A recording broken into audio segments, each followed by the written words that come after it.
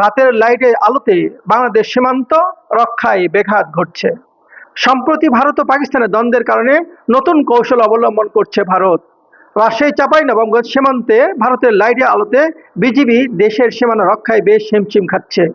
তাদের লাইটের আলোর কারণে সীমান্ত প্রহরীরা তাদের কর্তব্য সঠিকভাবে পালনে ব্যর্থ হচ্ছে।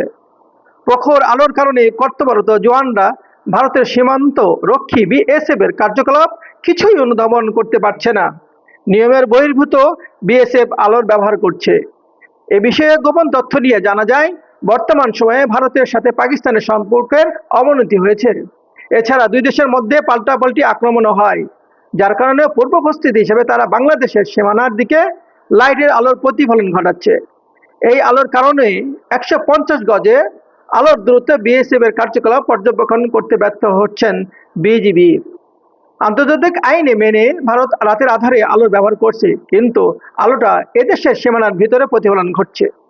ভারতের সীমান্ত রেখায় 0 পয়েন্টে লাইটের আলো বাংলাদেশে 2 থেকে 3 কিলোমিটার পর্যন্ত আলোকিত হচ্ছে, যা সম্পূর্ণ অবৈধ এবং 1974 সালের মুজিব ইন্দিরা চুক্তির বহির্ভূত। এই অবস্থা চলমান থাকলে এদেশের সীমান্ত রক্ষা ঝুঁকির দিকে যাচ্ছে বলে ধারণা করছে স্থানীয়রা। ওবায়দুল ইসলাম রবি, রাজশাহী।